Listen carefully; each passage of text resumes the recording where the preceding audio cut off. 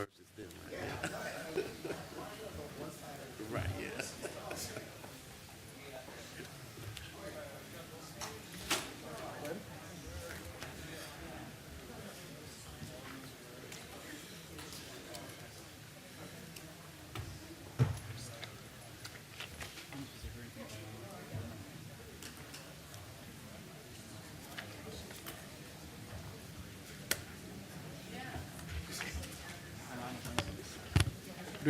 Would everybody please be seated and please silence your telephones?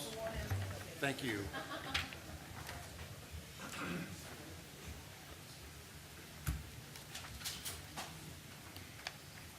Good morning. Good morning. Good morning. I would like to call to order the September 13, 2017 meeting of the Committee on Finance, Audit, and Budget. Will the Secretary call the roll, please? Yes, Reverend Miller. Mr. Irvine. Here. Ms. Alvarez Rosales. Here. Mr. Peterson. Present. Mr. Youngblood. Here. Chairman Silver. Here. We have a quorum with 6 members of the committee present. Our first order of business is the approval of the committee minutes of August 9, 2017. The minutes were previously distributed. May I have a motion to approve? So moved. Second. Will the Secretary call the roll, please? Reverend Miller. Yes. Mr. Irvine. Yes. Ms. Alvarez Rosales. Yes. Mr. Peterson. Present. Mr. Yes. Yes. Mr. Youngblood. Yes. Chairman Silva. Yes. That motion is approved with 6 yes votes. Our next order of business is the review of the finance report. Jeremy, good morning. Morning. Morning. Morning. Jeremy Vine, your Chief Financial Officer. I'll be walking through the update for the month of July. As we've talked about in prior months, we continue to see challenges on the revenue, but we continue to enact strong controls on our expenses. First, to walk through the July revenues on a variance to budget basis, we see fare and pass totals down slightly to about 2.6 million below budget. Reduced fare subsidy, again, due to the haircuts from the state, are down about 1.2 million to budget. And non-fare box revenues continue to outperform, up over $600,000 to budget. Net for the month of July, we see total revenues down a little over $3 million. As we'll talk about in the expense slides, we more than offset that with expense controls. On a year-to-date basis, we see a similar trajectory on the various line items. On a fare and pass total, they're down about 11.4 million. Reduced fare subsidy is down a little under $8 million, and non-fare box revenues, which we continue to look for growth opportunities within, are up 4.6 million. So on a net basis, we see total revenues on a year-to-date basis down about 14.6 million. Again, as we'll see on the subsequent pages, we're more than offsetting these drags with our expense controls. The expenses for July, we see a favorable variance across most of the sectors here. Again, as we saw the impacts of the state budget coming online, we applied the brakes even more than what we have been applying them through the first half of the year. So again, to offset some of the impacts of what we're seeing due to public funding and the state budget impacts. We saw labor coming in favorable, over $700,000, material over $1 million, fuel and power continue to be strong performers for us. Provisions for injuries and damages and security services coming in favorable or about where we expected them. And then other expenses, which are, again, our contractual expenses, continue to be a very strong performer for us here with almost $2.5 million of favorability for the month of July. So overall, we see this almost $5.8 million of favorability, which more than offsets the revenue drags that we talked about on the subsequent or on the previous pages. So we see for the month of July a positive favorability of about 2.6 million net against the revenues. So again, we were able to continue the strong performance that we've seen for the first half of the year, and then further accelerate that for the month of July. You see that here on the year-to-date basis numbers. Again, either at or slightly better than what we expected on all of these line items. Labor about where we are expecting to per the budget. Material, fuel, and power continue to be strong outperformers. Provisions for injuries and damages, and security services as well. And then again, other expenses, really controlling those contractual obligations, almost $10.5 million. So overall, about $19.3 million of favorability for a year-to-date basis, which again, if you offset that versus the year-to-date revenues, we're up about 4.7, almost $5 million, and of which July was a good portion of that overall savings. So again, we'll continue to see the strong controls that we have in place throughout the rest of the calendar year in 2017 to again, offset whatever we may see on the revenue side. On the last slide here is an outline of the three commodities that we purchase. It's important to note that particularly this month, and as we'll see in the coming months as well, we've been able to absolve ourselves of fluctuations in the marketplace, which are very important when we have, the hurricane situations recently with Harvey hitting Texas in the oil industry there, as well as Irma driving up gas prices. We have locked in almost everything that we need for 2017. So again, really mitigating the fluctuations that you see out there in the larger marketplace, particularly for fuel. And then, power and natural gas, we've also locked in. So we've been able to mitigate some of the aspects that you're seeing at the pump, on a retail basis by locking in those prices early. Not only for 17, but we've also done a lion's share of our purchases for 18, and then in some cases for 19 as well. Are there any questions with regard to the July FAB? Yes, I see that we are reducing the expenses and we continue to do a good job there. But it worries me, that we are not growing, And we have 4.1% less than budget. And then July 2016, in ridership, and I don't know what we're doing, to increase ridership. So we are, we're again looking to grow. Just to talk about the line items outlined on the page, there are other revenues, with regard to advertising, concessions, and the like. With regard to ridership, I believe that Carol Morey can come and talk a little bit more about kind of the ridership trends that we're seeing and, some of the positive momentum, there.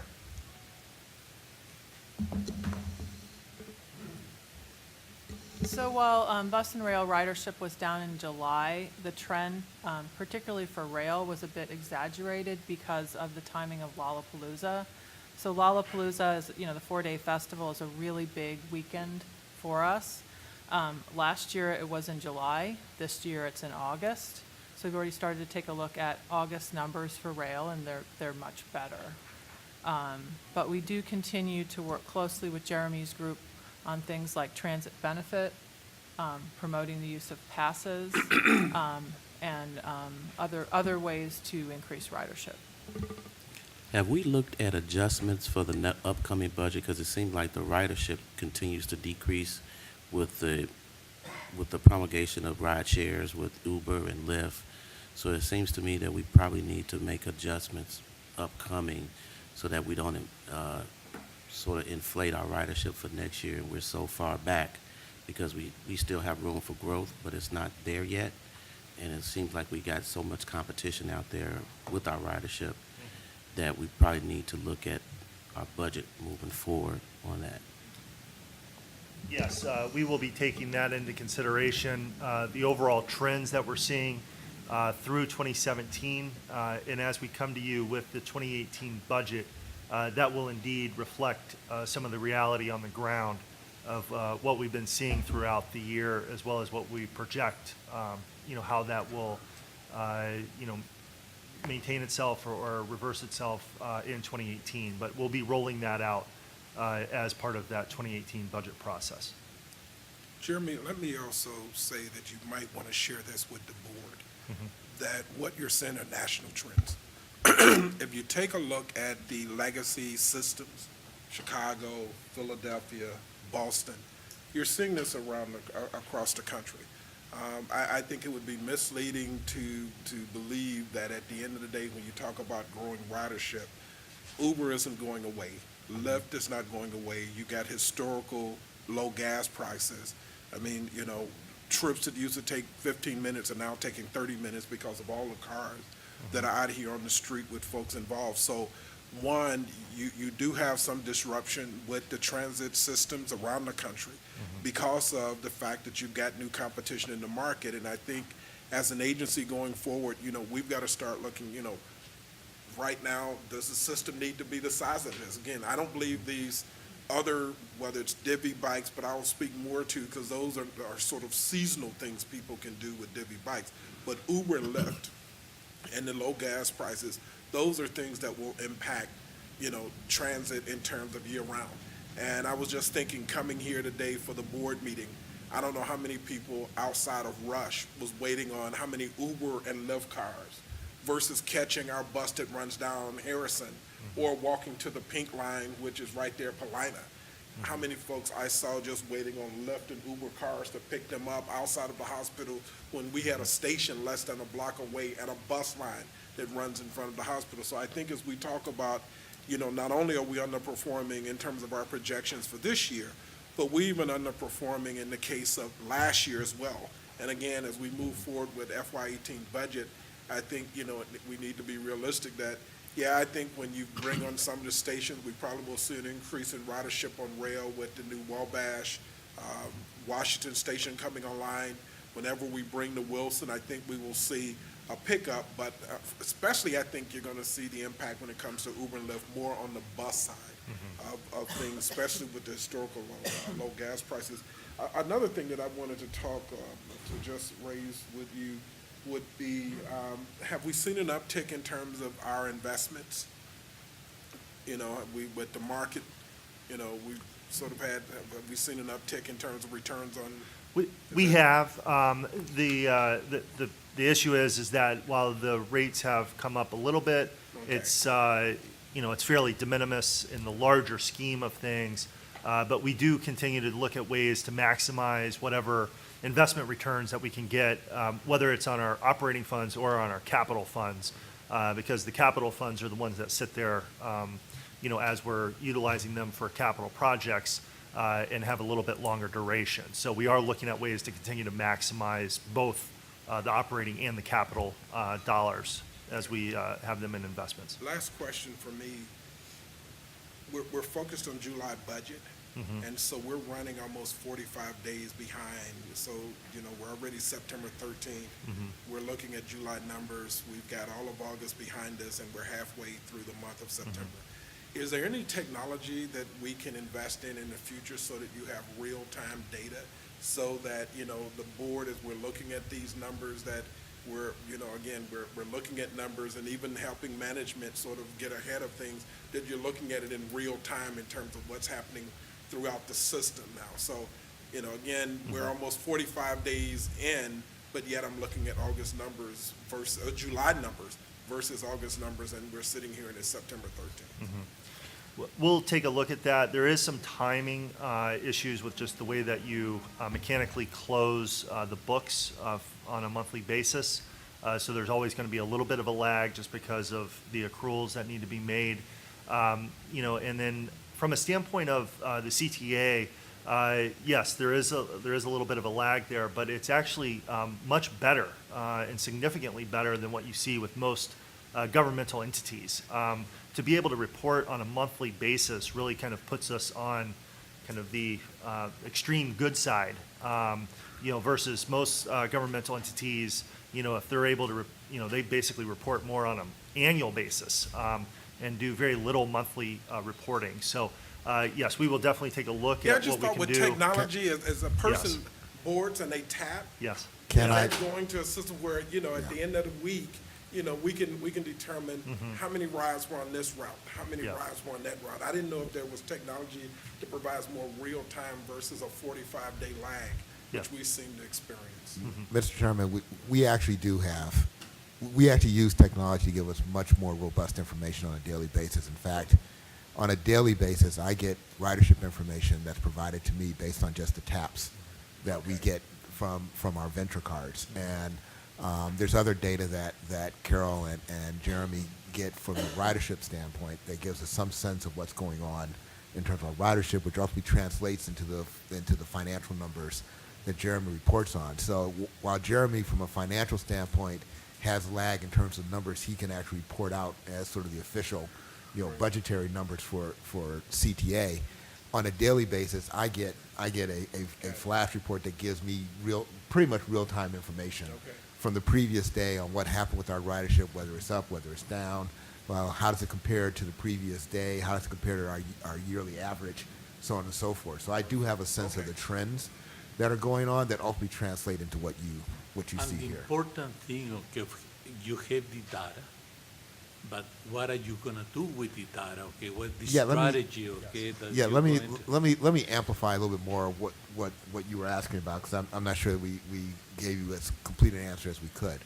We are looking at ways to improve ridership. We are looking at ridership during time of day. We're looking at ridership during the day of the week. We're looking at ridership during by routes, by bus routes, by rail routes, and everything else. One of the things that we're seeing, which is what Chairman Peterson was talking about, is that our loss in ridership is across the board.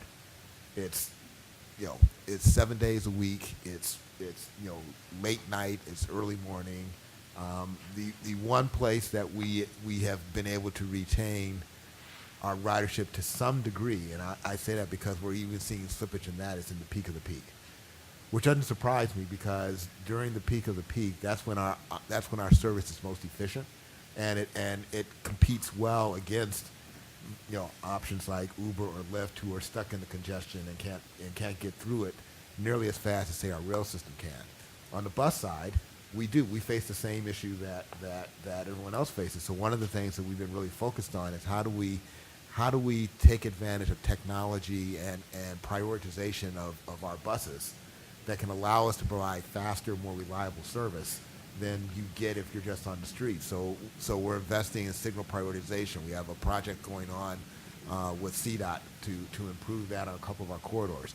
We've been putting in, as the board knows, we put in express bus service on some of our routes. We've actually seen that as a positive trend on our bus side, as opposed to the regular service that we run. So there are things that we are doing and investments that we're making that we believe are having an impact.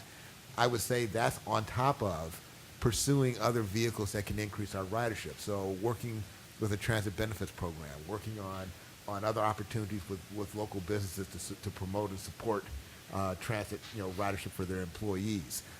Looking at policies that we can pursue that can promote or offer up a prioritization of transit in terms of the number of options that people may have. We're having conversations with the city about things that they may be able to help to support us with all of this. All of those, I think, are things that holistically can help us, reverse the ridership trend.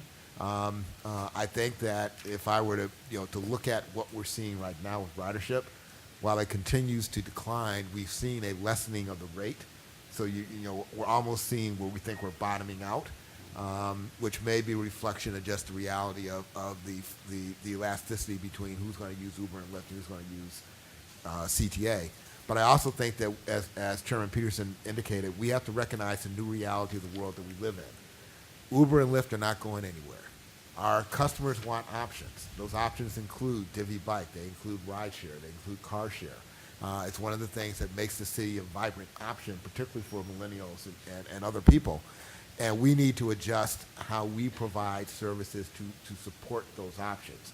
So things like our Ventra app and expanding how it gets used and what we can use it for are all parts of the strategies that we're pursuing that we think will allow us to have the type of ease of choice that you're seeing when a person opens up their phone and they decide to pick Uber or Lyft to take a ride. So part of it is competing on that level. and using our technology and leveraging it in a way that helps support the opportunities to use CTA, providing real information to our customers so they can make real choices about what's the best option for them. Because in many cases, yeah, Uber or Lyft may be convenient to you, but you may get to your location faster on CTA. We have to find ways to communicate that to our customers so that they can then make what we think is an informed decision that actually supports our ridership and ultimately helps bring people back. So, at some point in time, we will be coming back to the board, I think, giving you a more fleshed out presentation on all the things that we're doing. It'll certainly be a part of the conversation that we have around our budget for next year, because these will all be critical initiatives that are going to have to support our budget for the upcoming year. But I think they're all feeding into how does CTA become more flexible, more nimble, and more responsive to our customers and what they're looking for on a daily basis. Am I correct that I remember that Carol's team is putting something together? Do we have an idea when we'll get something with regards to a strategic plan with all the things that you just mentioned?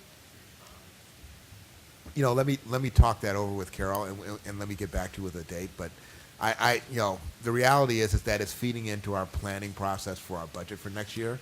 So I would certainly expect that we'd be having those conversations right along with the budget process. Okay, great. I have another question with regards to Harvey and Irma. So with regards to the impact that we may be seeing, not just with regards to fuel, but are we taking a look at that, and when will we know what other impact that will have?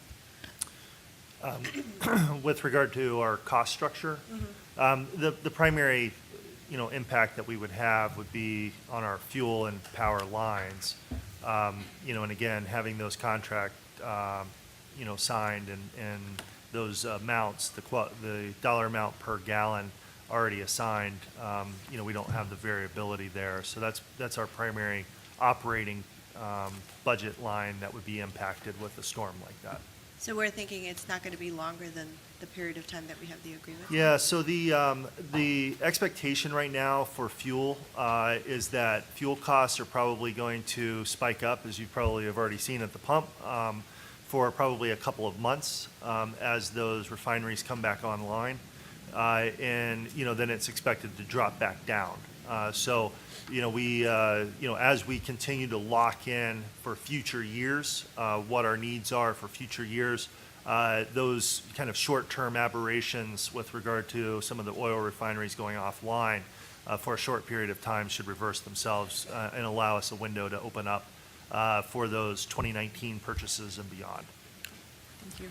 President Carter, and also communicating what CTA is doing in cases like Chairman Peterson talked about, institution like Rush, and there's the station half a block, but maybe in competition, maybe we should have a CTA transportation taking people to those stations.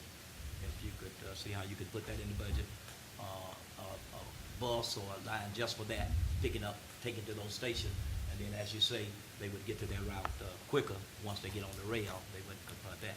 So it would be something to put in. Yes, Director, and we've actually already been having discussions with the Illinois Medical District and their transportation coordinators about this issue. So you're absolutely right. We need to increase those kinds of partnerships.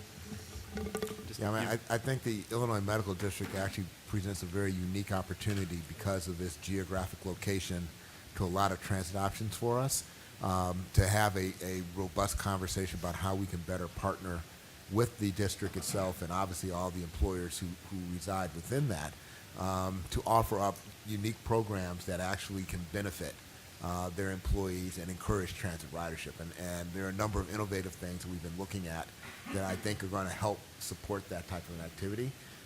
And I know, at least based on the initial conversation we have with IMD, they're very interested in talking to us about that. So I feel optimistic that there'll be some things we can put in place. And I was just going to say, so you've got 50,000 individuals that come into the Illinois Medical District. Both Rush, UIC, and others already have many buses. We're constantly moving our students and our employees around. So talking with an institution like Rush or UIC about, as you're moving folks around at these times of the day, what would it take to just take them to the Paulina station? What would it take to you know, a lot of them walk, and I know right now the blue line, Paulina Station is closed down, but you've got the pink line. But again, we've already got sort of like, speaking of what Pastor Miller said, you've already got these mini buses that constantly just circulate throughout the district. Already, we're moving students from building to building as they take classes. We're moving employees from one side of the expressway where they might park to the other side where they might work. So you already have this transportation system. It's a matter of maybe, like you said, having a conversation with the Illinois Medical District, with all of the institutions, and even if you got into a revenue sharing, that every time if we see an uptick in ridership, that maybe we get into a revenue sharing, because they already have the small buses that are moving folks around within the district.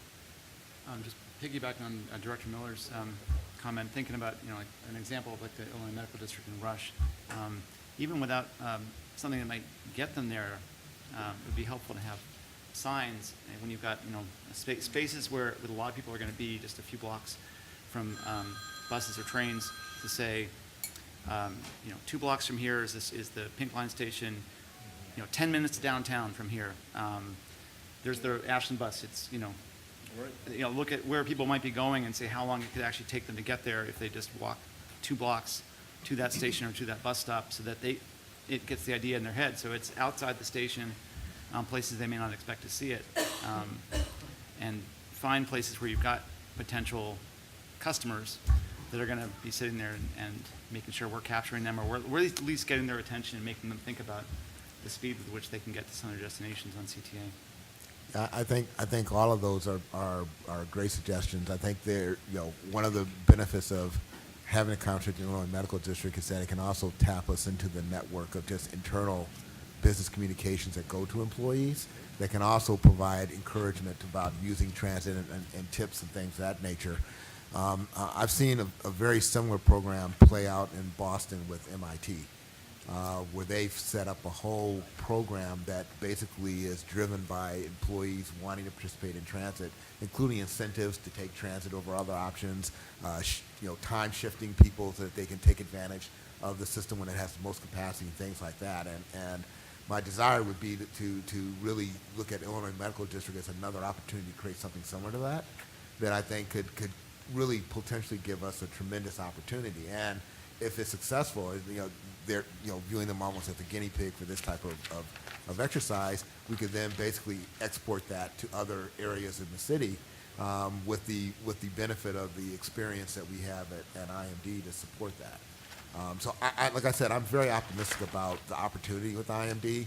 We are talking to all of them. We're also going to be talking to Rush, as well as just an anchor, you know, institution in the district itself, and just figuring out ways that we can actually both inform, support, and encourage employees to take advantage of the many transit options that are available in that area, and more seamlessly tied into the other transportation options that are being provided to get around.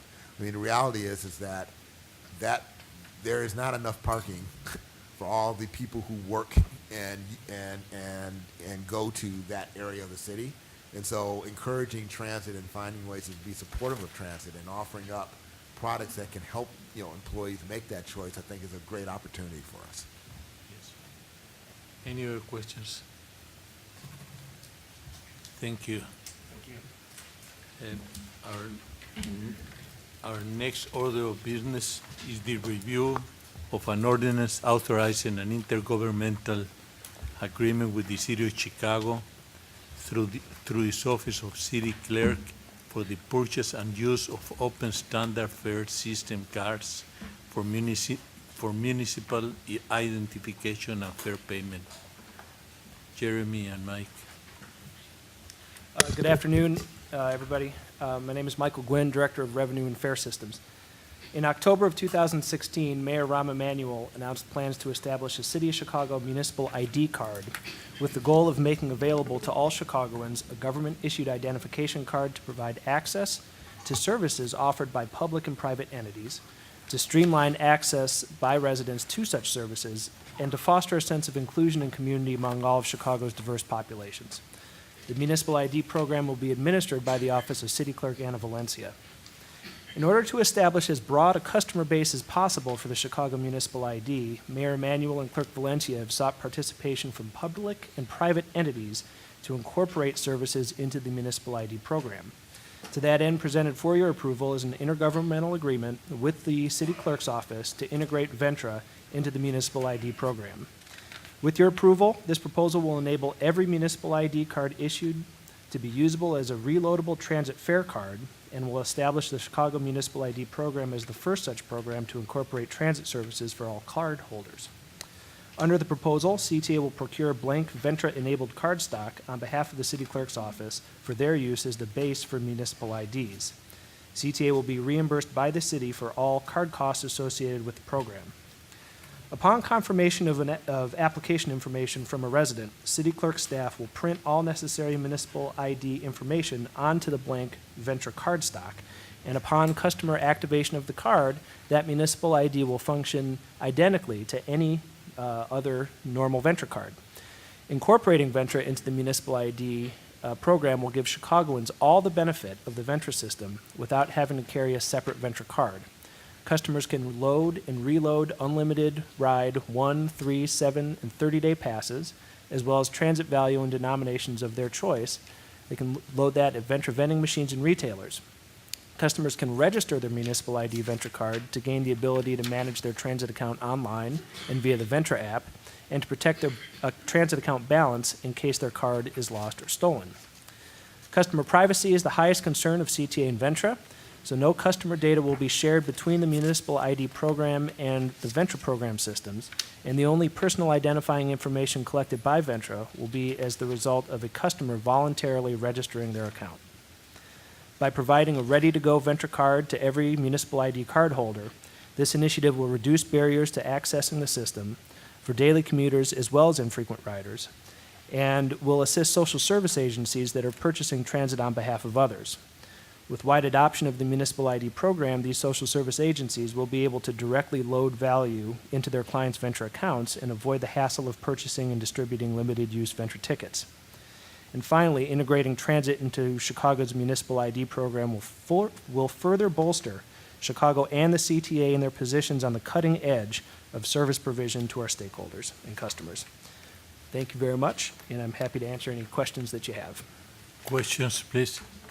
Who's providing the firewall so that way there's no gap in cybersecurity between the Ventra card and the municipal? So the city clerk's office will be responsible for their system.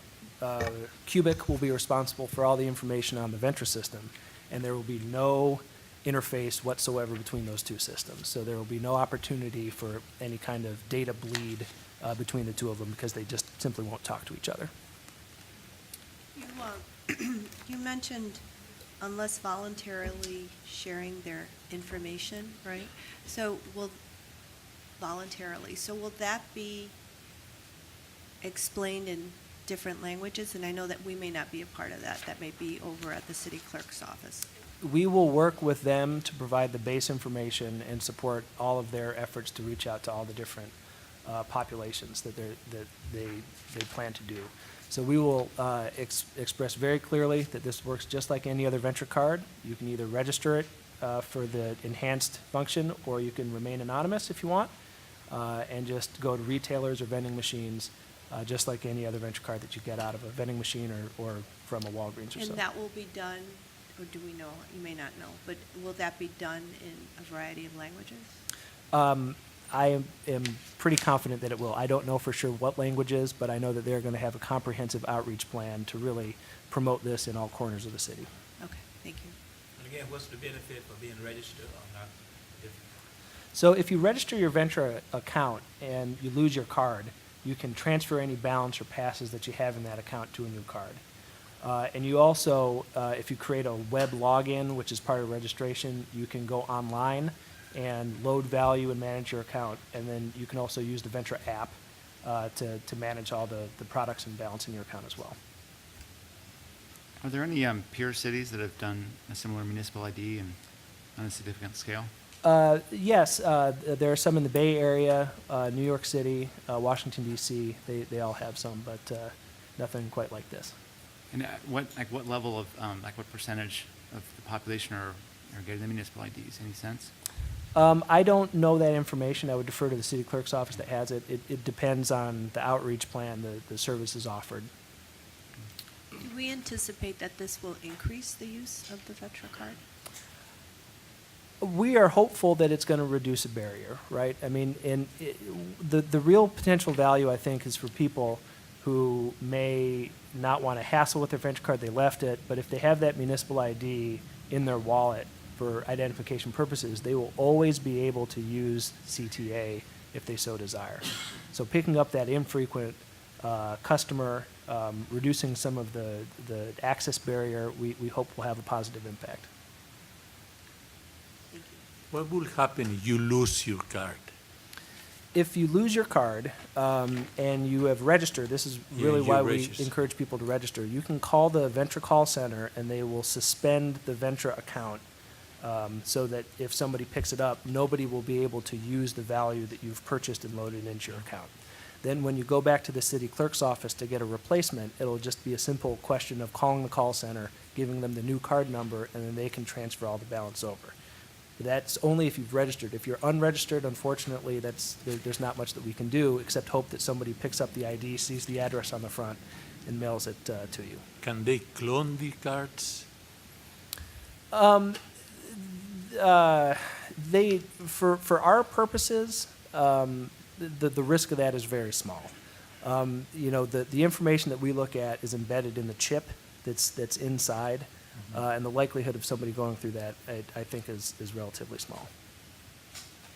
Any questions? Thank you. If there are no further questions, may I have leave to place this item on the omnibus for approval? So moved. Second.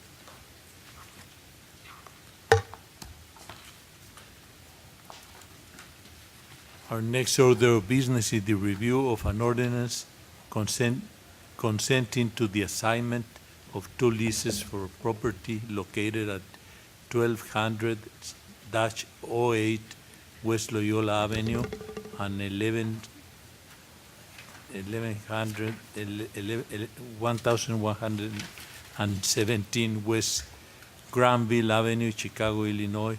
Carol? So this item is a consent to the assignment of 2 existing concession leases by Amir and Yasmin Koja to Raj Patel and Aziz Nathana. And the 2 locations involved are on the Red Line at Loyola and at Granville. The assignees, Mr. Patel and Mr. Nathani, are seasoned Dunkin' Donuts operators with multiple stores. And this assignment will ensure that CTA continues to receive rent for these spaces and that our customers continue to be able to take advantage of this amenity at the stations. And all the terms of the lease will remain in effect, including the 3% escalation on an annual basis. I'd be happy to take any questions. Any questions?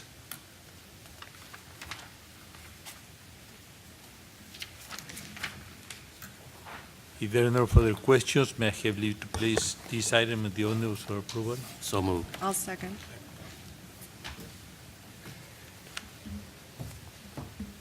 Our next order of business is the review of an ordinance authorizing a memorandum of understanding with Preservation of Affordable Housing LLC for conceptual design work for improvements at the Cottage Grove Station Green Line. Carol? So with us today are LaShonda Gonzalez and Bill Eager, both of Preservation of Affordable Housing. LaShonda is the Neighborhood Choice Director, and Bill is a Vice President and in charge of operations in Chicago. So Preservation of Affordable Housing, or POA, has been working in the Woodlawn neighborhood for many years, building quality affordable housing for Chicago residents. They broke ground this spring on Woodlawn Station, which is a mixed-use development at the northeast corner of 63rd and Cottage Grove, right next to CTA's Green Line Station. They've also purchased property at the southeast corner of 63rd and Cottage Grove, which presents a unique opportunity for CTA to partner with POA to include portions of the rail station, elevator, stairways, fare equipment, and a customer service kiosk within a new development on the southeast corner. Not only would this provide a more welcoming environment for our customers, but it also presents an opportunity to move some of our infrastructure, which clutters the streetscape and makes the pedestrian environment less friendly. The MOU provides for an up to $491,000 contribution by CTA for design work at the site and includes conceptual development, cost estimates, and the development of a financial plan to pay for the project. The work will be done by HDR, which is POA's existing consultant. It's already been working at the site. POA is also working with the Astor Gates Rebuild Foundation on the development under a separate contract. I'd be happy to take any questions, or we would be happy to take any Sorry. questions. Any questions? No, look forward to it. Bill, great to see you. I haven't seen Thank you, in a Mr. while. Peterson. Yes, Welcome. absolutely. I have a question. If I recall, the eastbound bus stop for the 63rd Street bus is on the west side. Is there any thought about relocating that to the east side so it would be adjacent to the new building? That's something that we could definitely look at if we're able to relocate the main portions of the fare system. Right now, most customers enter through the north side. If we're able to make this a reality, most customers would then enter from the south side, and that would make sense. Yeah, because I know that bus stop on the west side of the street, it's by an empty building and it's a little dank, and so it'd be great to see it right there, that building. There's a lot more activity. So, Absolutely. yeah, thanks. I understand that the Daily Restaurant that's been there for like over 100 years, they're going to relocate across the street, right? In Are the th- last station, the building she mentioned, that building. They're under lease, so. All right. Been there forever. You're Right, yeah. And with the, are there other businesses in that area, that scope, that'll be relocated, or they're just going to be, So I think there's a total of 6 businesses, mostly small businesses Yeah. in what we purchased. Actually, we closed on it, on Monday. So, and we're in the process of talking to all of them. I don't know who wants to stay. For the meantime, until we figure out exactly what we're all doing, we're just gonna own it and operate it. okay. So Bill, question, I know from 59th almost up to 63rd and Cottage, you've got UFC doing a lot of stuff on the northern end. How far, are you doing any work beyond 63rd? Are you going any further south along Cottage, beyond 63rd and Cottage? On Cottage, we haven't yet gone south of 63rd. Most of our work has been between 60th and 63rd. Got We it. took over, this all started with the acquisition of the old Grove Park Plaza Right, apartments. right. So we have purchased and rehabbed about 25 buildings throughout the neighborhood, some of them south of 63rd, some of them north, but nothing else on Cottage Grove at this point. We're certainly interested, but there's only so much we can absorb at one time. Got it, okay. Is there anything in the works for that northeast corner that is currently vacant, right? That, The northeast corner of the intersection is currently under construction. We're building a 55-unit mixed-use building with 15,000 square feet of commercial space, which we've got about half leased at this point, including the dailies that was referenced. oh, that's right. They're going to move right across the street into the new building. Right. Oh. Any other questions? If there are no further questions, may I have leave to place this item on the omnibus for approval? So moved. Second. Our next order of Thank you. business. Thank you.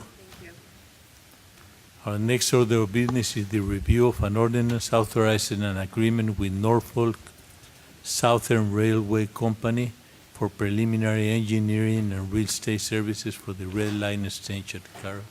So as stated by the chairman, this item is an agreement with Norfolk Southern for preliminary engineering and real estate services for the Red Line extension.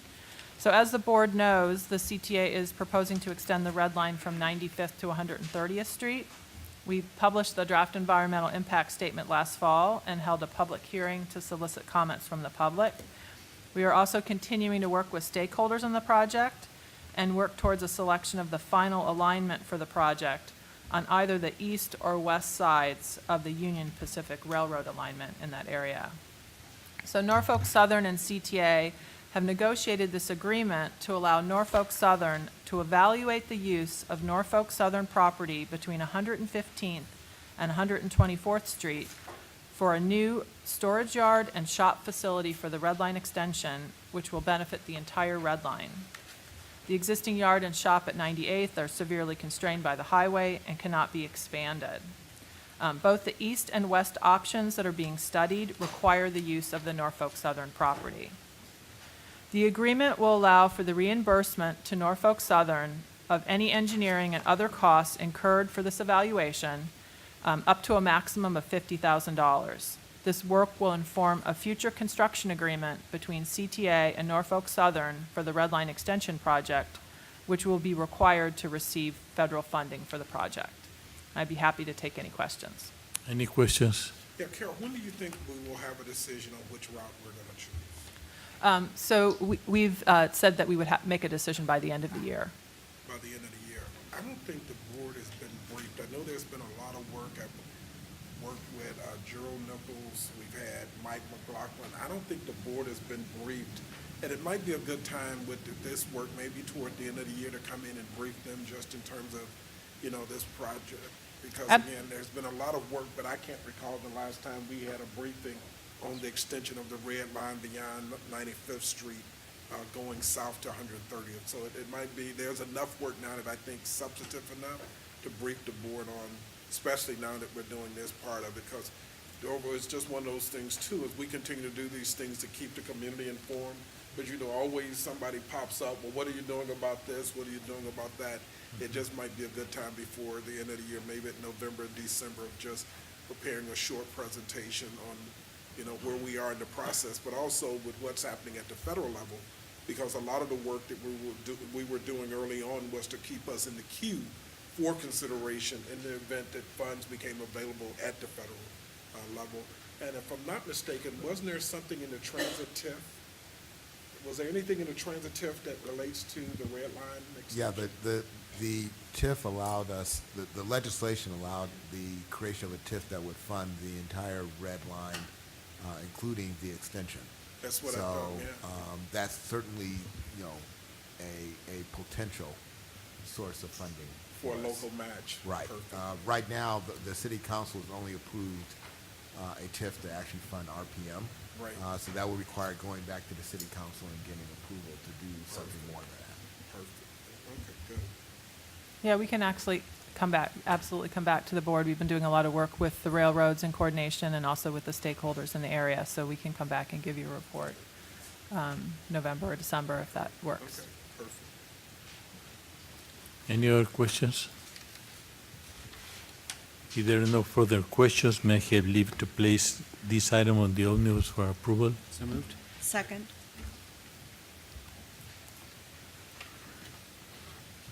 Thank you, Carol.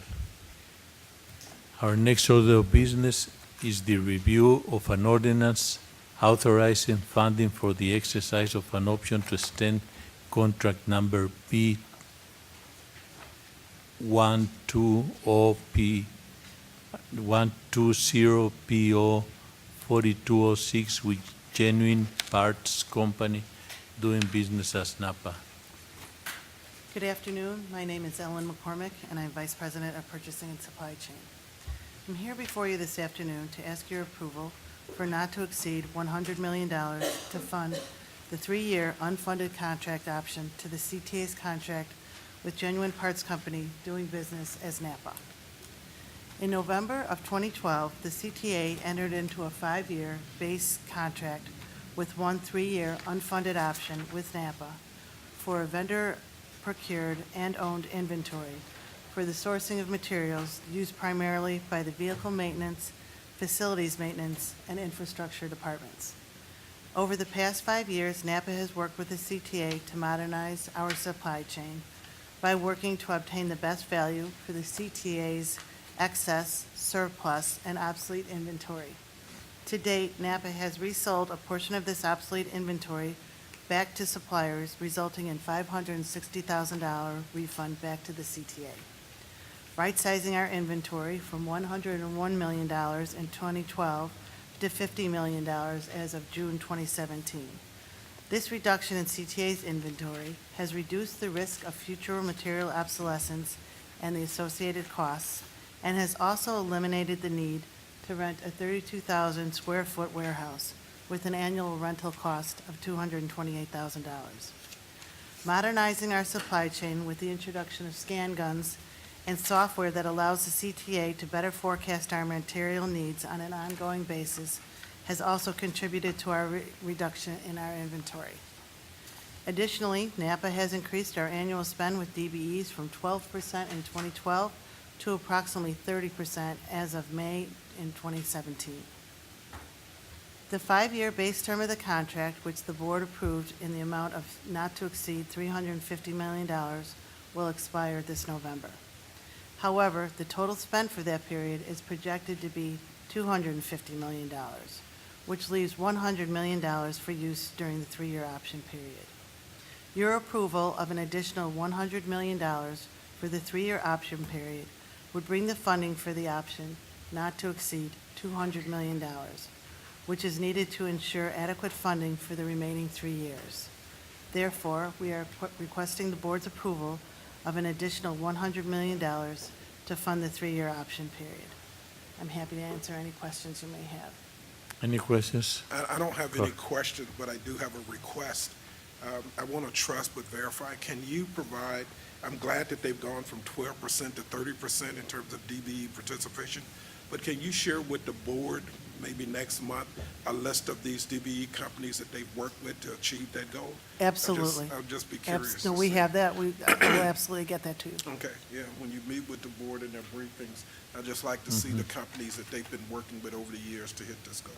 Great. I'll be happy to get that for you. Any other questions? If there are no further questions, may I have leave to place this item on the omnibus for approval? So moved. Thank you, Ed.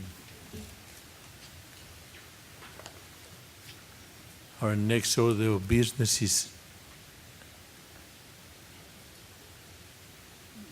the review of an ordinance authorizing the purchase of blanket railroad protective liability insurance for policy year November 1st, 2017 through October 31st, 2018. Steve. Good afternoon. My name is Steve Wood. I'm Deputy General Counsel in the CTA's Law Department. We're coming before the board for approval of our blanket railroad protective insurance policy. This is an annual policy that the CTA has had in place for 8 years, and this ordinance is for the renewal term of November 1, 2017 to October 31, 2018. This policy is a blanket program that covers all CTA contractors and certain non-contractors who perform work within 50 feet of the CTA's right-of-way. The CTA enrolls these businesses and prorates the cost of the insurance across the construction projects so that the CTA is not out of pocket for the cost of this insurance. Our insurance broker Mesero and DBE Paradigm have again marketed the renewal of this policy to the insurance market, and the incumbent insurer, Aspen Specialty, again offered the best price for the renewal. The proposal represents a price reduction for the CTA of approximately 21% for the average weighted premium compared to last year. We are happy with Aspen's service and responsiveness under this blanket program, and we recommend renewal for with the existing carrier. I'm happy to take any questions. Any questions, please?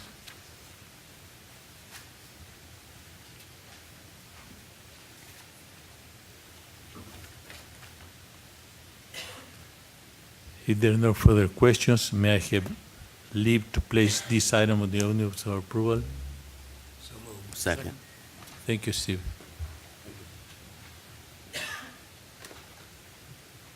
Our next order of business is the review of an ordinance authorizing an intergovernmental agreement with the City of Chicago through its Department of Transportation for reimbursement of costs incurred by the Chicago Transit Authority for the expansion of the Midway Airport parking garage. Chris Buchel, your Chief Infrastructure Officer.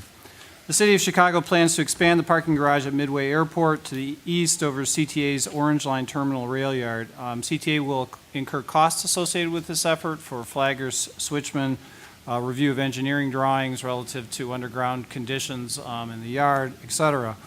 This IGA will allow the city to reimburse CTA for actual costs incurred as a result of supporting this work. Any Questions? No questions for getting money back. If there are no further questions, may I have leave to place this item on the omnibus for approval? So moved. I'll second. Thank you. Our final order of business today is the review of 11 purchase and sales award recommendations. Presenter Ellen McCormick and Tom.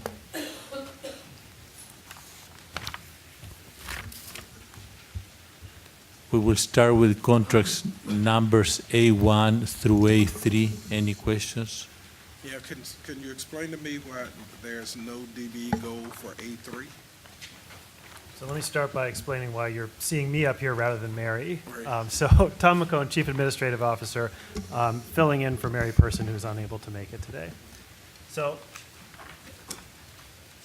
A3 is the plumbing contract. When we reviewed the contract, it's really for as-needed major repairs, and we weren't able to identify appropriate goal for the DBE within there because it was specialized work within this. The contractor does have a history of working with DBEs and has committed to use DBEs for this as-needed work. A lot of the plumbing work that we had previously done through these contracts has been taken in-house, and so that was why we had DBE on the prior contract. All right, let me just, it's $2 million. Pipe fitting, plumbing, and sewer work. That's not, to me, specialized work that we can't find some DB participation. So I'm fine with moving forward, but I don't want a good faith effort by the company that say they will do. We've had DBE attached to this for years. So again, I just think we need to figure out working with them. I understand in the write-up that we have taken some of the work back in-house, but again, it's a $2 million contract over 3 years. And like I said, I do believe that there's a way to find some DBE firms to do some of this. Again, it's not pipe fitting, plumbing, and sewer work. That's not complicated. So I would just like to ask Ellen, you and Tom to work more closely and report back to me, because again, we need to assign a DBE number to this. Yeah. We agree, and we expect attainment to be greater than that 0% that's assigned to it. Let's move to contracts B1 through B3.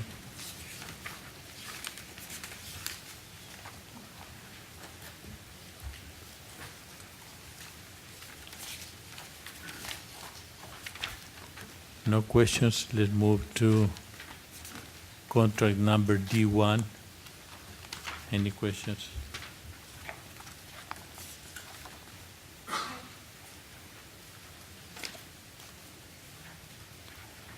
Move to contract F1.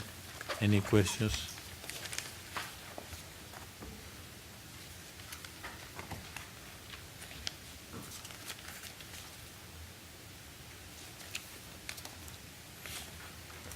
Contracts H1 through H2. Any questions?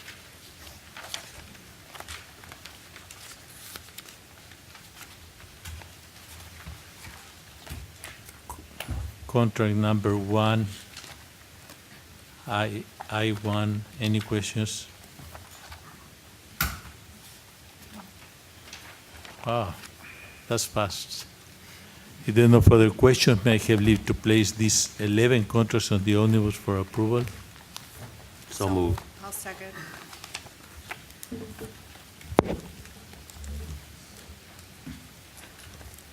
Since there is no further business to come before the committee, may I have a motion to recommend board approval of the omnibus? So moved. Second. May I have a second? Will the Been seconded. secretary call the roll? Second, sure. Reverend Miller. Yes. Ms. Irvine. Yes. Ms. Alba Rosales. Yes. Mr. Peterson. Yes. Mr. Youngblood. Yes. Chairman Silva. Yes. The motion is approved with 6 yes votes. And finally, may I have a motion to adjourn? So moved. Second. All in favor, say aye. Aye. We're adjourned. Just 1 minute there. Thank you.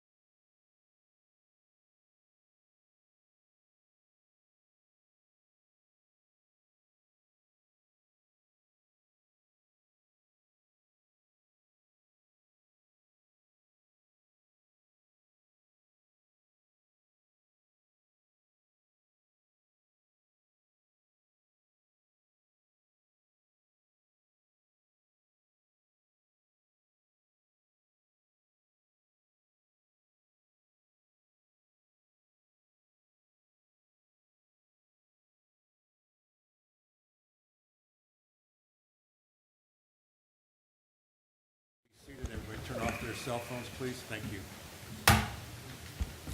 Good afternoon. Good afternoon. No. I'd like to call to order the regular scheduled meeting of Chicago Transit Board for September 13th, 2017. Would the secretary call the roll? Yes, Reverend Miller. Here. Mr. Irvine is here. Ms. Rosales. Yes. Mr. Silva. Yes. Mr. Youngblood. Yes. Chairman Peterson. Yes. We have a quorum of the board with all 6 members present. Thanks, Greg. Our first order of business today is public comment. Greg? There is none today, sir. Thank you, Greg. The next agenda item is a report from the RTA. I'm pleased to welcome, we have Chairman Kurt Dillard, who's here, as well as Executive Director Leanne Ratton. Want to welcome them to our board meeting today and thank them for coming over. Good afternoon. Good afternoon. Thank you, Mr. Chairman and members. I don't know if I'm on here or not, but it's a pleasure to be with you. I wanted to come over and say hello and thank you, and to tell you how pleasure it's been for me in my couple of years as the RTA chairman to work with your staff, how impressed I am with your staff and with their cooperation. I'm here today probably giving you nothing you don't always know, that it is difficult times financially, especially in the transit arena, as we look at a new state budget and some slowdowns in sales taxes that probably create nearly a $100 million hole over the next year or two. And most importantly, I'm a firm believer that mass transit is one of the major drivers of our economy. It is without a doubt one of the major reasons that Chicago, and it gets lost in the news sometimes, has led the nation in corporate relocations, whether it's McDonald's Corporation or any of the corporate headquarters that have decided to move here. Amazon's in the news, and I'm delighted to see that all the pundits say that mass transit is one of the pluses that Chicago has when we try to lure Amazon's second headquarters to Chicago.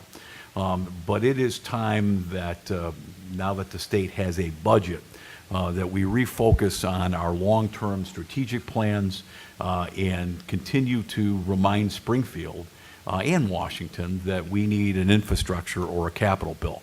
The state of Illinois has not passed a capital bill this decade.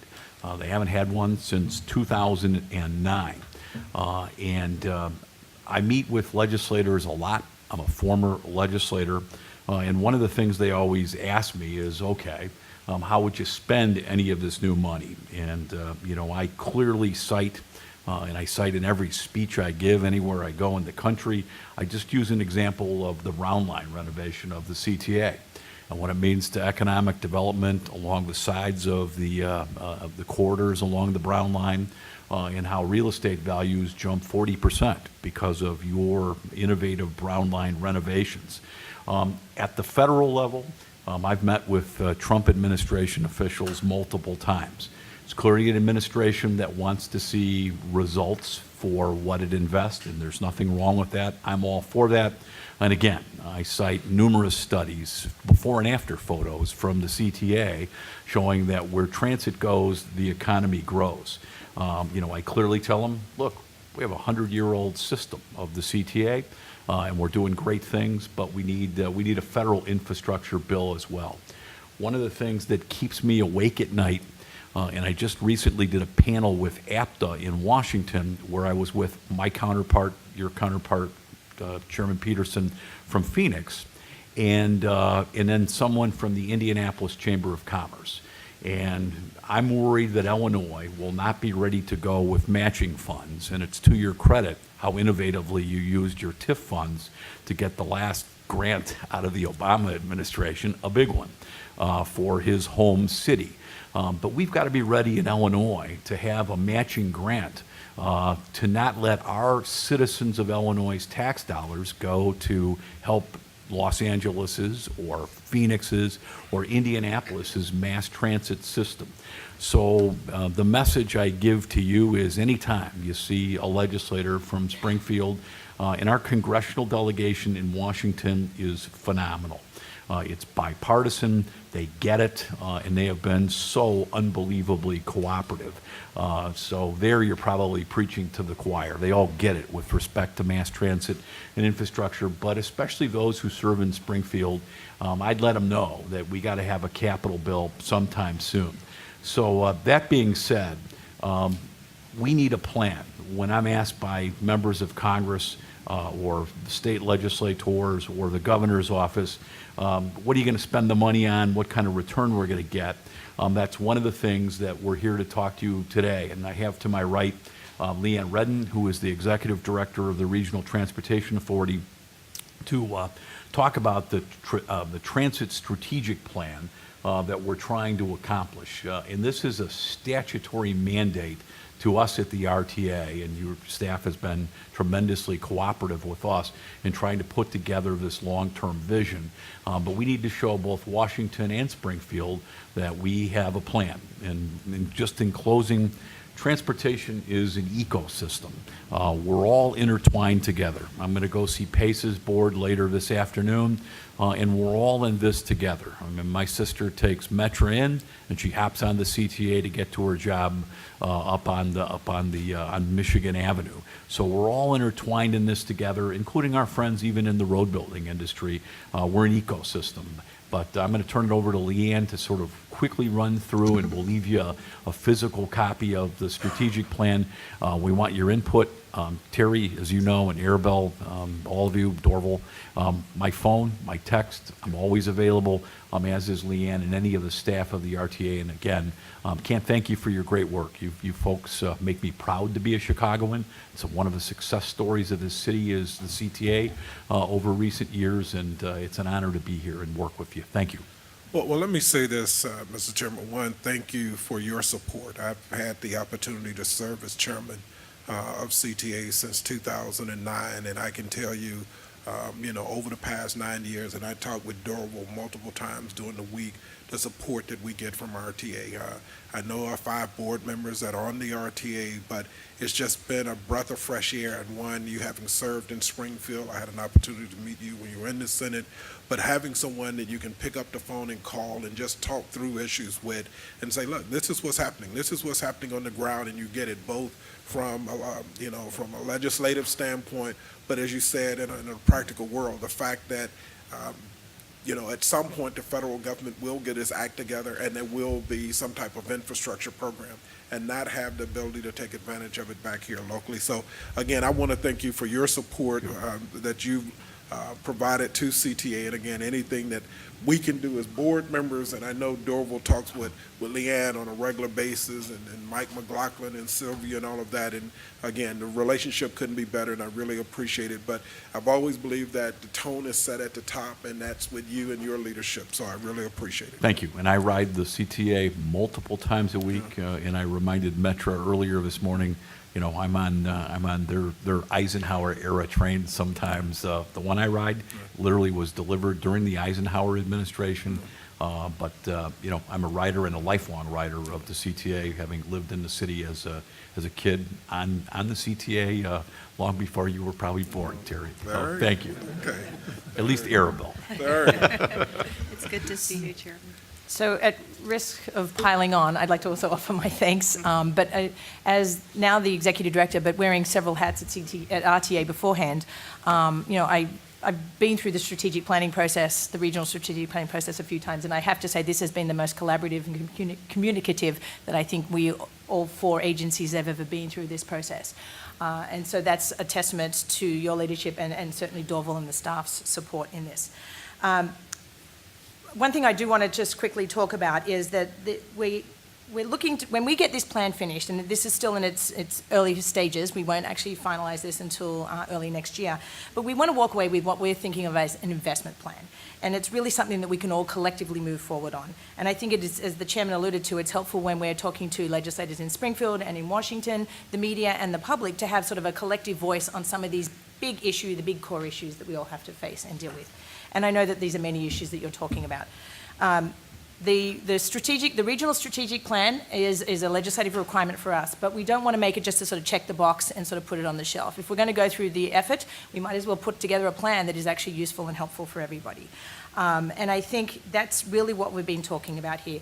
We know, especially for you as an operator, that security, safety, accessibility, and compliance are fundamentals. They're non-negotiables in any conversation. So what we're doing, though, in this strategic plan is sort of using that as a baseline, but really taking this opportunity to talk about the other stuff, the big pressing questions that I think you and all of our collective boards have been sort of struggling with over the past months, to talk more about sort of the big issues, the key issues, capital funding shortfalls, the need for how do we apply all our limited resources that we have, and the changing playing field that we're all working in now, and I'll touch on that in a little bit better. And I know that these are very relevant conversations. The current strategic plan that we have was adopted in 2013, so it's due for an update, and we plan to have the RTA board adopt that in early 2018. We spent 2016 at the staff level at RTA and with the service boards doing sort of foundational research to understand demographics, issues, ridership, and all that around the region to really provide that foundation for going forward. Through 2017, we've been focusing on developing concepts, reaching out to stakeholders, and getting a lot of input to help us really develop for the development activities of putting the plan together.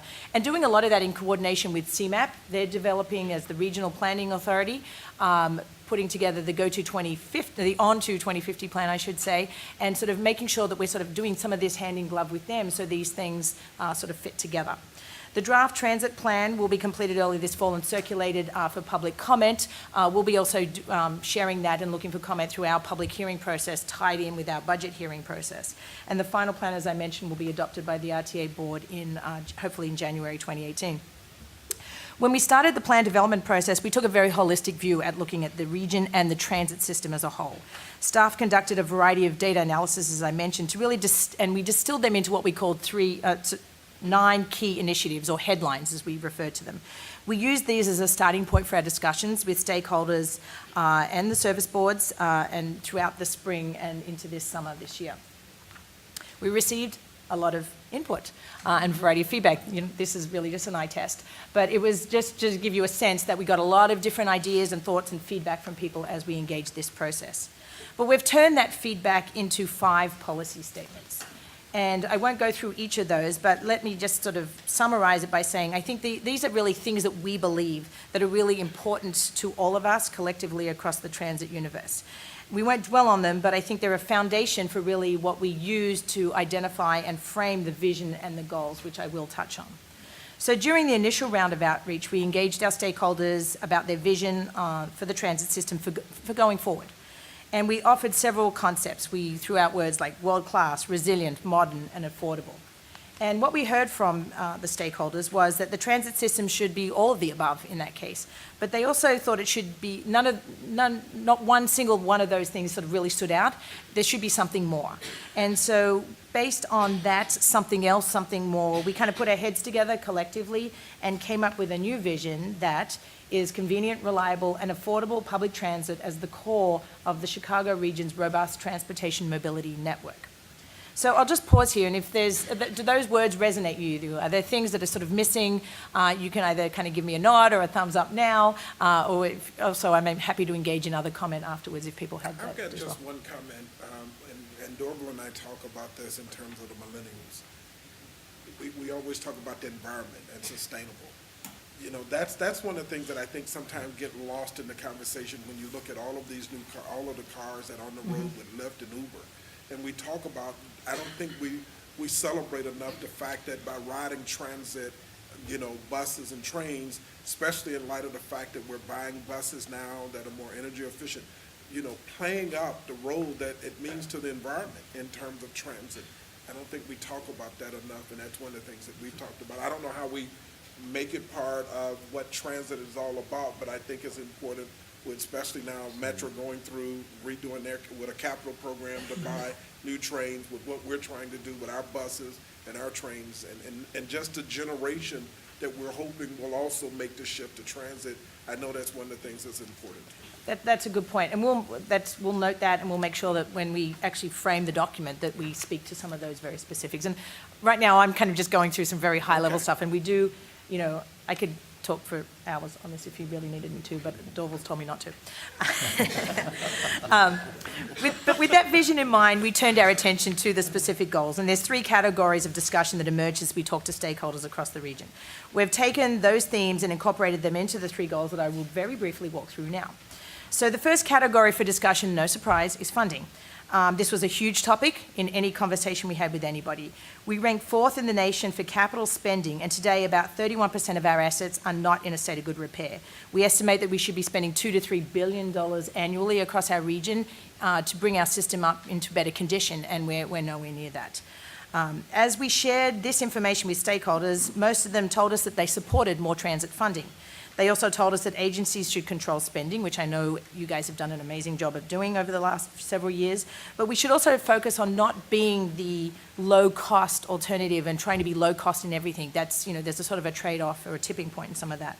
We also heard that any kind of new funding is good funding, and there was no particular rally around a specific funding source or tax. We could talk about that at length, but we won't right now. So the first goal is to deliver value on investment, and this goal is really about providing value for the investment that is already being made across our systems. We also want to continue the push for additional funding into that and additional investment into the network. Pushing this goal will also involve seeking additional funding, being clearer about what we will spend those funds on, and demonstrating the positive outcomes, sort of what you're paying for, what are people buying with these additional investments. So changing gears slightly, the second category for discussion was around service. We heard that we should continue to work on the practical aspects of riding transit, that is faster, more reliable buses, better connections, and more modern amenities. In this era of limited funding, this means that we really need to focus everybody's efforts, and 5 key areas with major transit markets and needs emerged from the research that we all collectively did and came out also in our stakeholder discussions. And they tend to focus on, no surprise again, the Chicago CBD, suburban Cook County, the north and south sides of Chicago, and then suburban job clusters are sort of some key market areas that we need to kind of focus our efforts on as we go forward. These were some of the strongest markets, and I think that based on these findings and the discussions we had about them, it led us to our second goal being build on the strengths of our network. So we think pursuing this goal will involve making targeted operational improvements in these areas. It will also involve addressing sort of some of the bigger policy issues, such as sort of land use decisions, for example. Essentially, some of the things that none of us get to control directly. So how do we sort of leverage partnerships and relationships to sort of frame these things in a more holistic way to take advantages and gain those benefits? So the last category of our conversation with stakeholders was related to adaptation. Millennials in our region are living both in the city and the suburbs, and the region is also aging, with an increase of 7% of the population over 65.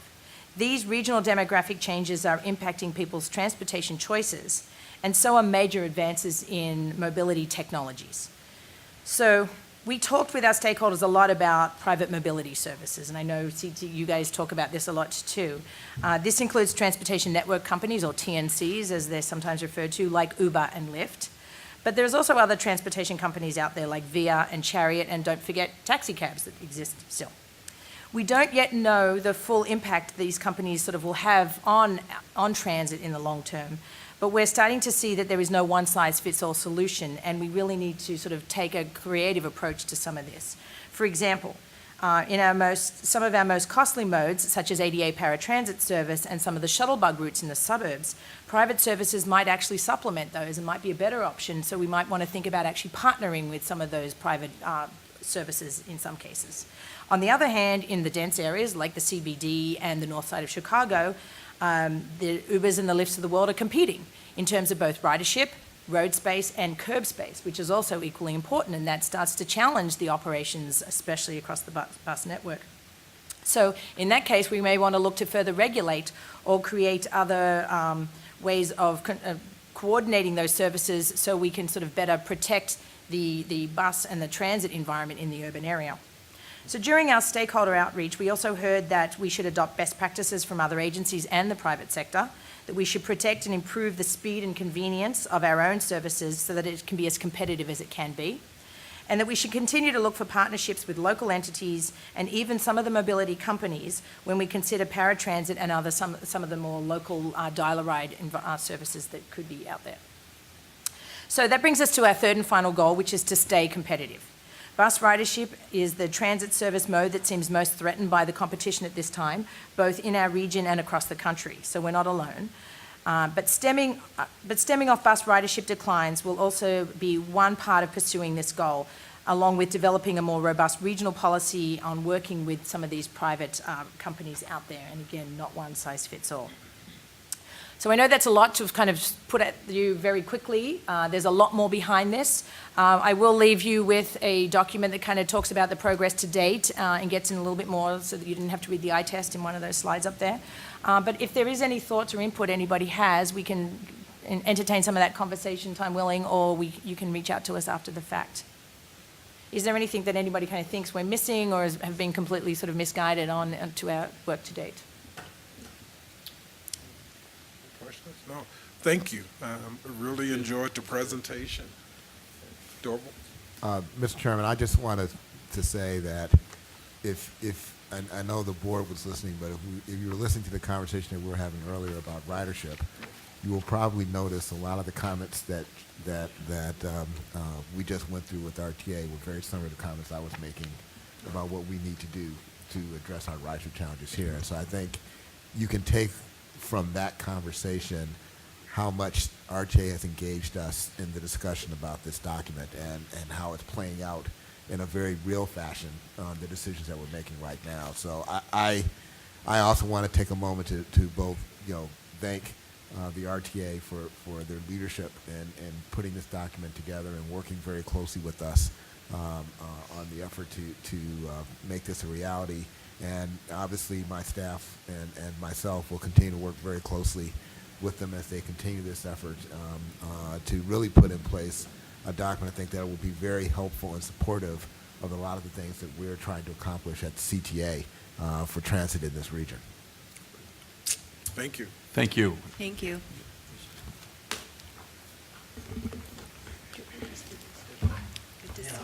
Oh, thank you. Thank you. Our next order of business today is the approval of the board minutes of August 9th, 2017, regular board meeting. The minutes were previously distributed. Any comments? No comments. I now entertain a motion to approve the minutes of the regular board meeting of August 9th, 2017. So Move it. moved. Second. Moved and seconded. Reverend Miller. Yes. Ms. Irvine. Ms. Alvarez. Yes. Mr. Silva. Yes. Mr. Youngblood. Yes. Chairman Peterson. Yes. That motion is approved with 6 yes votes.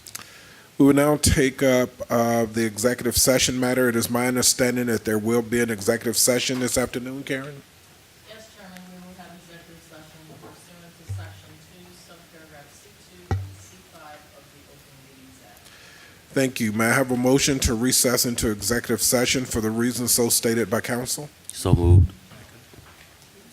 Would the secretary call the roll? Yes. Reverend Miller. Yes. Ms. Irvine. Ms. Alvarez. Yes. Mr. Silva. Yes. Mr. Youngblood. Yes. Chairman Peterson. Yes. That motion is approved with 6 yes votes. We adjourn for recess. Recess. For executive session. That's correct. We're now recessed for executive Session, and we should be back within, hopefully it won't be a long executive session. Okay, thank you.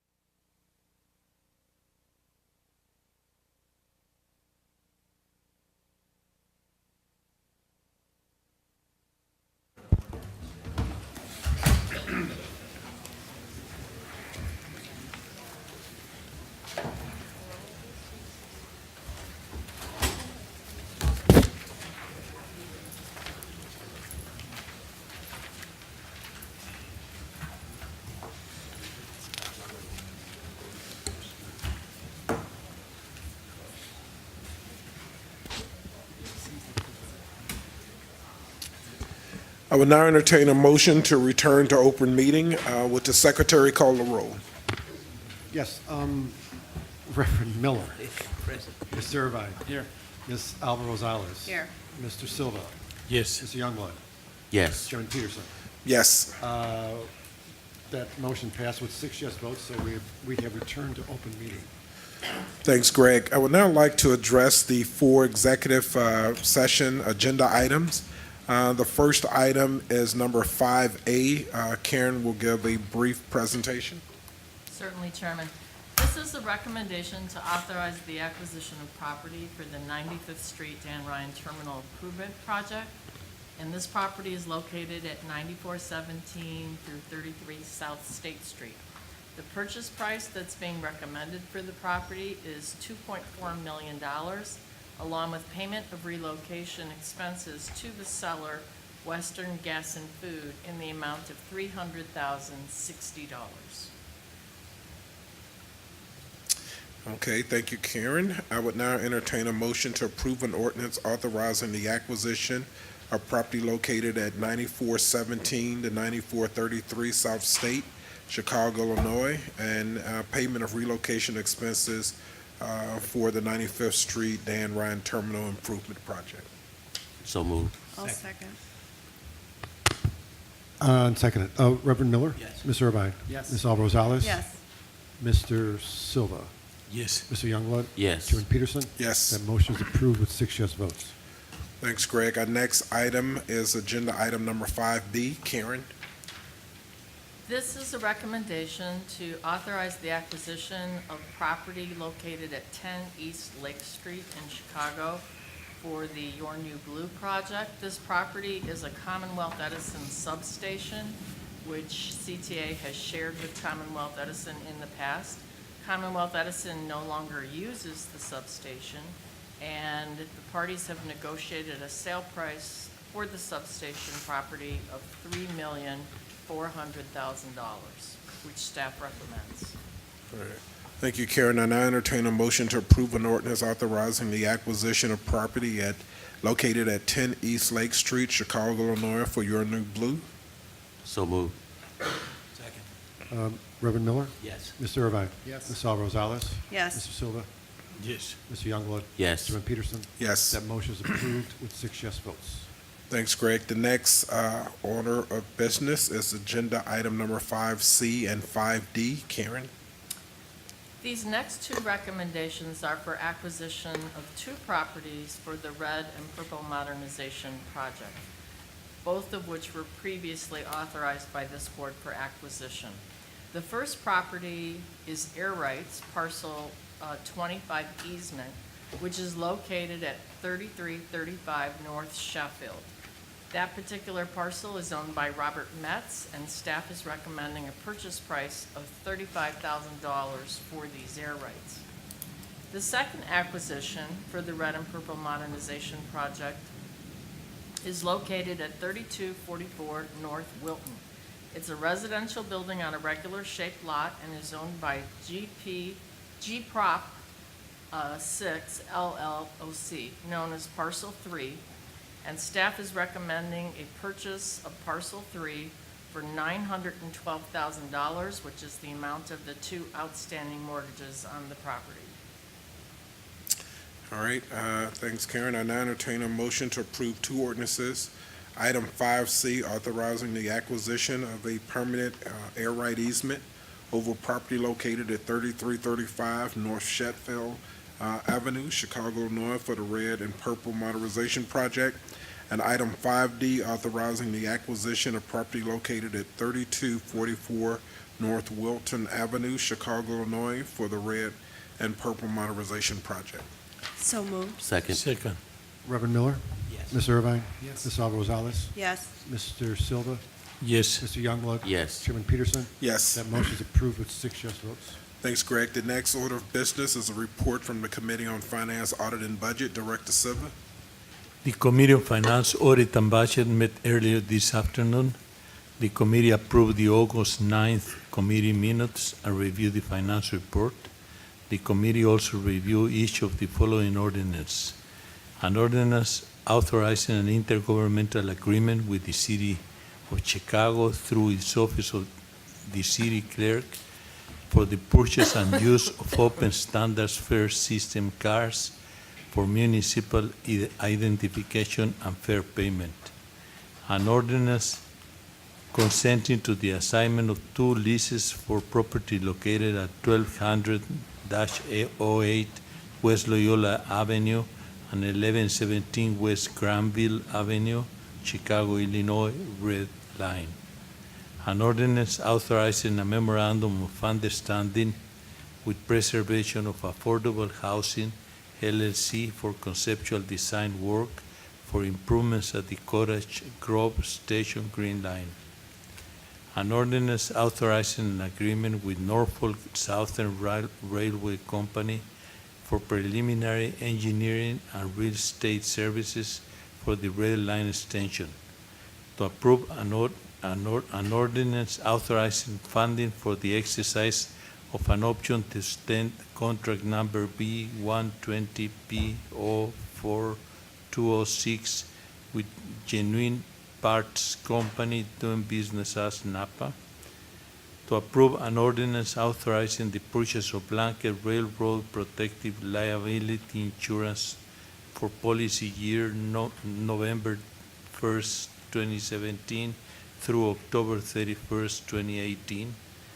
To approve an ordinance authorizing an intergovernmental agreement with the City of Chicago through its Department of Transportation for reimbursement of costs incurred by the Chicago Transit Authority for the expansion of the Midway Airport parking garage. The committee also approved all 11 purchase and sales award recommendations that were on the committee agenda. The committee placed all of these ordinances and contracts on the omnibus and recommended board approval of the omnibus. That concludes my report, Chairman. Thank you, Director Silva. May I now have a motion to approve the omnibus as stated by Director Silva? So moved. Second. Reverend Miller. Yes. Mr. Irvine. Yes. Ms. Alvarez Rosales. Yes. Mr. Silva. Yes. Mr. Youngblood. Yes. Chairman Peterson. Yes. The motion is approved with 6 yes votes. Thanks, Greg. The next order of business is a construction report. Chris Bouchel.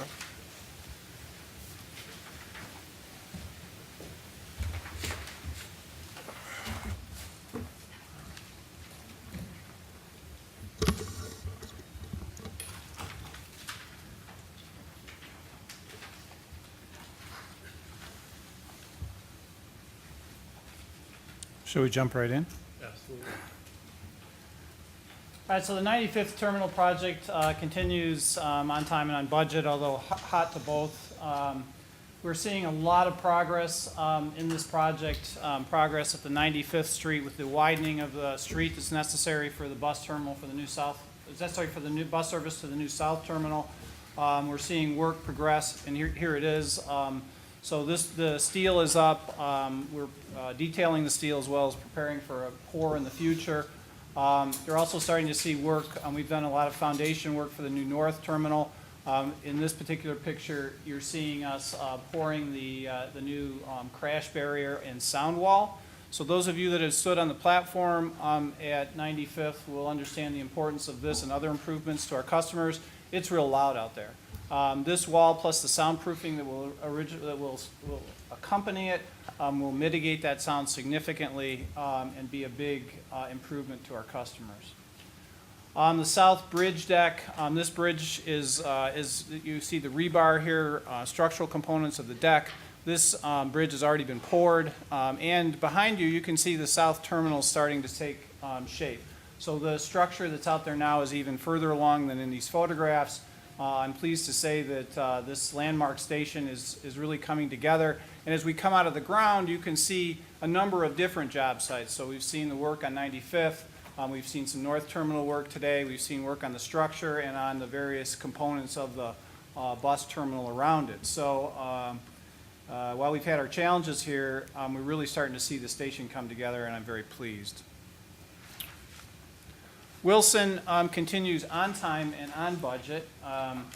We continue to complete work on the last of the 4 tracks. That's track 4. We're also continuing and completing work on the new east platform. We're completing the accessibility components of the west platform, that's the elevator and escalator. So you can see the Sunnyside Station build-out is coming along. The Wilson Main Station, this is an important station. Access to both the platforms, it's really coming along nicely. Of course, the platform level itself, those of you that haven't seen it or haven't gone by or had the opportunity to use this station, the blue canopy polycarb up there is both efficient for use as well as it casts, I think, a really pleasing light, and it's a beautiful station, a really nice environment for our customers. And as well, around the station, so the Gerber building is starting to take shape. It's a little hard to see from this photograph, but if you kind of look through the windows, the openings in the building, which will of course be glazed, you can see the new structure that we've installed in there. So we've taken out a lot of the archaic elements of this building. It used to have a wood ceiling above it, which underneath an active rail line is not a great idea, so we've replaced it with a more modern system, while not compromising the historical integrity of the building. So, this site will become an important TOD in the future. So Ravenswood Loop Signal upgrade continues to move forward. This project is both hot to budget and schedule, but showing good progress relative to the installation of the cables. You've seen us hanging messenger brackets out there.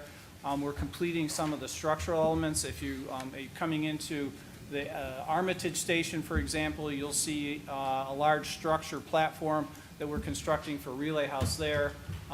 North of the Sedgwick Station on the Brown Line, you'll also see structure that we're completing again for another Relay House. And then as you kind of look to the side, you'll see a number of new cable installations. So here's a gentleman that's working on one of those installations. And obviously the new relay houses and the various components of the system get connected with a lot of cable. And it's going along fine. We're seeing a lot of progress in some of the different areas of the project. Illinois Medical, Chairman, you referenced this before, some of the station closures. I can say that we are making some really good progress. We've got some great pictures here of Ogden in particular. So the Ogden staircase and platform, the project has been advanced since this photograph, but you can kind of see at the bottom of the stairs and to the right is where we'll put the new elevator. We have done a lot of demolition in that area, and this weekend we'll continue to do a significant amount of work, start the caisson process. So putting the caissons and the foundations underneath the new elevator is a critical part of the project. Quincy Loop Station upgrade, TIF-funded project, continues, both hot to schedule and budget, but a lot of progress. We are, as we get into this station, seeing a lot of unforeseen conditions in the lower levels of it, as to be expected from digging in a very dense old part of the city, directly adjacent to Federal Reserve. We're making progress with regard to the various structural components. So we're digging down, putting new structure in for new staircases. We're putting in new structure for the elevators and escalators. The work is certainly advancing, but we are seeing some unexpected things in the ground here, and we're working with the contractor to move beyond those and to make sure the construction is of the highest quality. So no major issues, but challenges nonetheless. So that concludes my report. Great. Any questions for Chris? All right, thank you. You're welcome. Greg, is there any new business to come before the board? No, sir. With no further business to come before the board, may I have a motion to adjourn? So moved. Second. All those in favor say aye. Aye.